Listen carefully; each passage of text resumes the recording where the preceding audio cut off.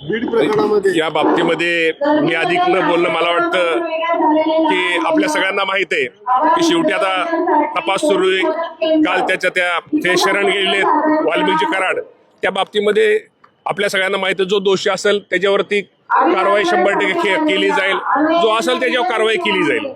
ठीक आहे.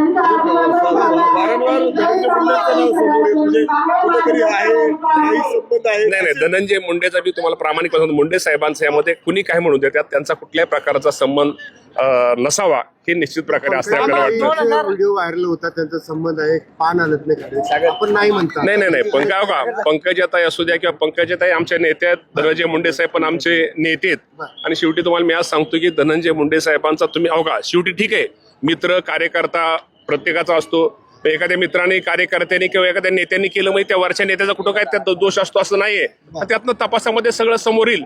पण मी तुम्हाला प्रामाणिकपणे सांगतो, धनंजय मुंडे साहेबांचा या बाबतीमध्ये त्यामध्ये कुठल्याही प्रकारचा संबंध नसावा